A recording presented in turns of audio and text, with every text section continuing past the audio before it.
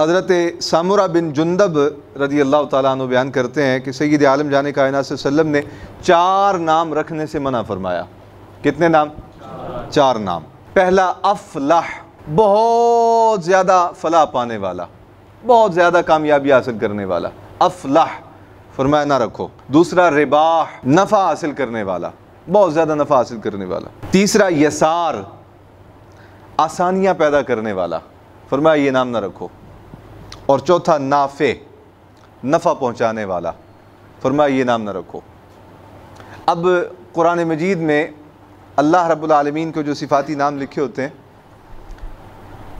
उनके मुतालिक उनमें रब के ज़ाती नाम भी हैं और रब के सिफ़ाती नाम भी हैं। जैसे रहमान, अब ये रहमान जो है ये अल्लाह रब्बुल आलमीन के लिए ही इस्तेमाल होता है, तो किसी आदमी के लिए रहमान नाम रखना जायज़ नहीं। अब्द की निस्बत की जाए साथ, अब्दुर रहमान। अगर कोई शख्स खाली रहमान नाम रखता है तो ये गुनाह है, मना फरमाया गया इसे। और आगे चल के जो सिफ़ाती नाम ऐसे आ जाते हैं कि जो अल्लाह रब्बुल आलमीन ने अपने महबूब के भी रखे हैं, अपने महबूब को भी वो सिफ़ात अता फरमाई हैं।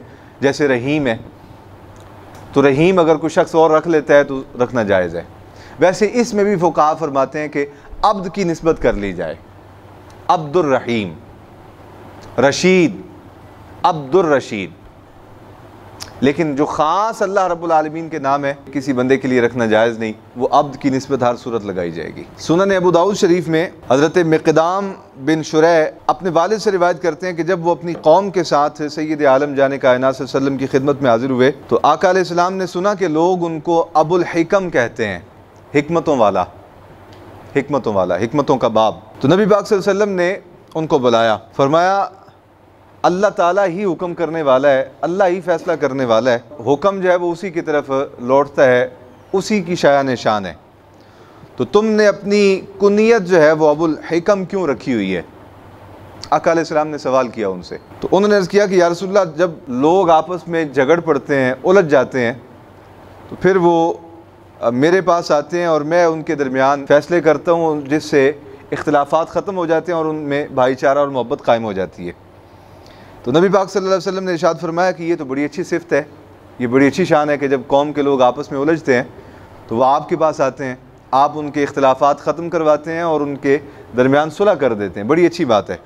लेकिन ये बताओ कि तुम्हारी औलाद है कि नहीं? तो उन्होंने अर्ज़ किया कि या रसूलल्लाह, मेरे 3 बेटे हैं, शुरैह, मुस्लिम और अब्दुल्ला। तो आका अलैहिस्सलाम ने इरशाद फरमाया इन तीनों में से बड़ा कौन है? तो फरमाते हैं कि मैंने अर्ज़ किया कि शुरैह। फरमाया आज के बाद तुम अबुल हिकम नहीं बल्कि आज के बाद तुम अबू शुरैह हो, यानी शुरैह के वालिद। यानी अपनी निस्बत जो है वो अपनी औलाद की तरफ जोड़ो, ऐसी सिफ़त की तरफ ना जोड़ो जो सिर्फ अल्लाह रब्बुल आलमीन के लिए ख़ास हो। लेकिन कुरान मजीद में कई सारे मकामात पे आप देखेंगे कि जहाँ अल्लाह रब्बुल आलमीन ख़ुद अपनी शान बयान फरमाता है, नबी पाक सल्लल्लाहु अलैहि वसल्लम ख़ुद अपनी शान बयान फरमाते हैं। बल्कि एक शख्स ने ताना दिया सय्यद आलम जाने कायनात सल्लल्लाहु अलैहि वसल्लम की ज़ात अक़दस को। हुज़ूर ने फरमाया सारे कबाइल को बुला लो। सारे कबाइल जब जमा हो गए तो हुज़ूर ने इरशाद फरमाया सुनो, अल्लाह रब्बुल आलमीन ने सबसे पहले इंसानों को, अपनी मखलूक को तख्लीक फरमाया, फिर मखलूक को 2 हिस्सों में बांटा। जो अफजल और आला और ज़्यादा शान वाली मखलूक थी, फरमाया मेरा नूर रब ने उस मखलूक को अता फरमाया, उस मखलूक को 2 कबीलों में तकसीम फरमाया। फिर मेरा नूर जो था वो अफजल और आला शान के कबीले को अता फरमाया। फिर उन कबीलों को रब ताला ने घरों में तकसीम किया, तो मेरा नूर जो था वो सबसे अफजल और आला घर को अता फरमाया। और फरमाया सुनो, इस कायनात में मेरे घर जैसा किसी का घर नहीं और मेरी ज़ात जैसी किसी की ज़ात नहीं। तो आप देखते हैं कई सारे मकामात ऐसे हैं कि जिन पे ख़ुद सय्यद आलम जाने कायनात सल्लल्लाहु अलैहि वसल्लम अपनी शान बयान फरमा रहे हैं। अल्लाह रब्बुल आलमीन अपनी सिफ़ात बयान फरमाता है कुरान मजीद में। तो यहाँ तो मना फरमाया जा रहा है कि अपनी शान ना बयान करो। तो इसमें तत्बीक ये है कि कुरान मजीद और अहादीस रसूल के वो मुकामात के जिनमें मना फरमाया गया अपनी बड़ाई बयान करने से, उसमें मुराद ये है कि वो बंदा अपनी किसी दूसरे बंदे पर बर्तरी ज़ाहिर ना करे। जैसे हमारे यहाँ कहा जाता है कि हम ज़्यादा मालदार हैं फ़लाँ से, तो इस बर्तरी को ज़ाहिर करने से मना फरमाया गया। कोई शख्स ये कहे कि मेरी नेकियां फ़लाँ से ज़्यादा हैं, तो ऐसी बर्तरी से मना फरमाया गया। लेकिन जहाँ अपना हक़ हासिल करना हो, मिसाल के तौर पे जैसे अल्लाह रब्बुल आलमीन ने कुरान मजीद में अपनी शान बयान फरमाई कि मैं वहदहू ला शरीक हूँ, मेरे हुक्म से सारी कायनात का निज़ाम चलता है। तो अब ये शान बयान करने की नौबत क्यों आई कि अल्लाह की मखलूक में से बाज़ लोग जो थे वो बुत तराश के उनको सजदे करने लग गए और उनको खुदा मान बैठे। तो अब हक किसका है इबादत करवाने का? अल्लाह रब्बुल आलमीन का। अल्लाह रब्बुल आलमीन ने अपना हक जताने के लिए फरमाया कि मैं वहदहू ला शरीक हूँ, खाम खा अपनी तारीफ़ बयान नहीं फरमाई। अब यहाँ चूँकि ज़रूरत है, हाजत है और एहसास दिलाना है कौम को कि भाई वो जिनको तुमने खुदा बना रखा है वो तुमने अपने हाथों से ही तराशा है उनको, और मैं वो हूँ कि जिसने कुन फरमा के सारी कायनात को तख्लीक फरमाया। तो इबादत का हकदार मैं हूँ, ये इबादत के हकदार नहीं। इसी तरह नबी पाक सल्लल्लाहु अलैहि वसल्लम ने कई सारे मकामात पे अपनी शान बयान फरमाई। तो वो अपने आप को किसी और बंदे पर बरतर जाहिर करने के लिए, अफजल जाहिर करने के लिए नहीं था, बल्कि इसलिए था कि मुझे पहचानो मुझे रब ताला ने कितनी शानों के साथ मबूस फरमाया है।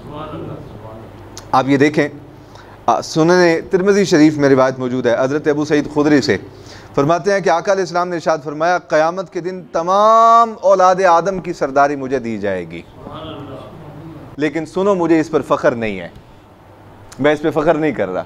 वही बात आगे जो मैंने अभी बयान की कि उससे वो बरतरी बयान करने से या अपनी शान बयान करने से तकब्बुर पैदा ना हो, ये ख्याल ना पैदा हो जाए कि मेरे जोड़ का है ही कोई नहीं।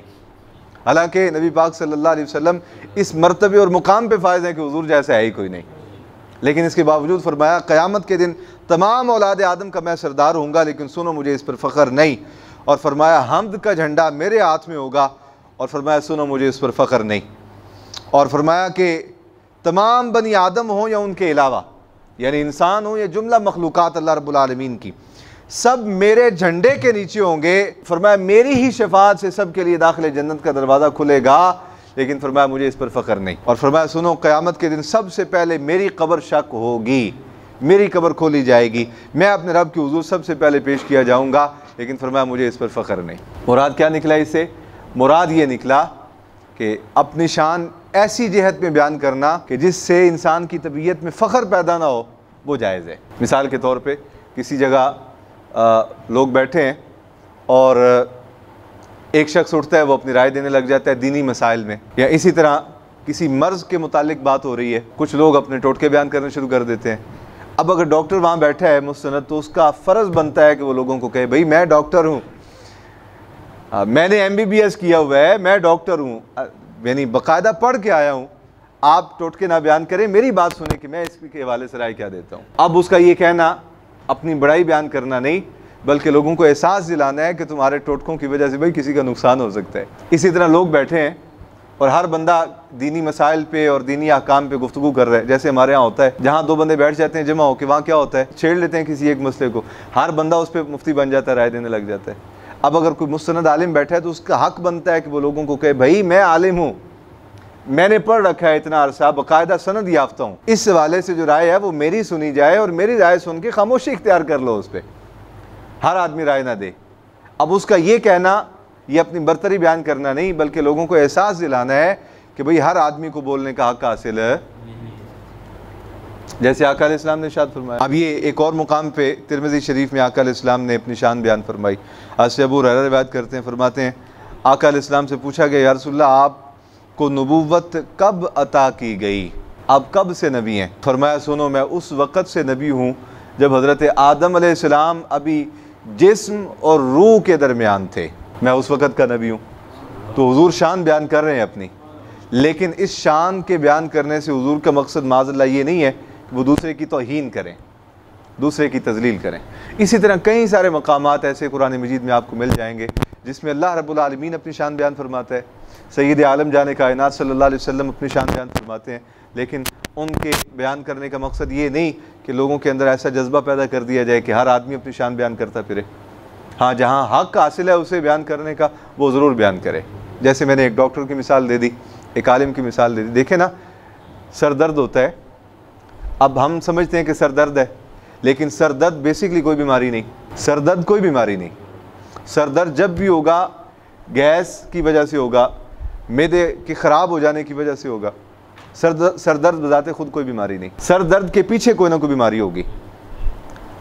अब जो बंदा इन चीज़ों को नहीं जानता, वो जब इस पर राय देगा तो नुकसान ही करेगा। क्यों जी? हाँ। वो कहेगा जी कि आप ये गोली खा लें, आप इंजेक्शन लगा लें। सर दर्द का इंजेक्शन तो कोई नहीं ना होता। सर दर्द के लिए तो वो डॉक्टर कहेगा कि भाई आप फ़ौरी तौर पे ऐसी कोई ग़िज़ा खाएं कि जिससे आपके मैदे की सख्ती टूट जाए। आपके पेट में अगर गैस बन चुकी है बहुत ज़्यादा तो उसका किसी ज़रिए से इखराज हो जाए। आपका अगर खून बहुत ज़्यादा गर्म हो चुका है जिसकी वजह से सर दर्द शुरू हो गई है तो आप लस्सी पिएँ या कोई ऐसी चीज़ वो देगा कि जिससे आपके खून का टेम्परेचर जो है वो ठंडा हो जाए। तो ऐसे मकाम पे अगर डॉक्टर कहता है कि भाई आप लोग टोटके बयान ना करें, मैं इस पे राय देता हूँ और मेरी राय को माना जाए, तो ये उसका अपनी बरतरी बयान करना नहीं है बल्कि असल हक़ाइक़ तक लोगों को पहुँचाना है और इसमें लोगों का नफ़ा है। ऐसी शान बयान करने में शरन कोई हरज नहीं।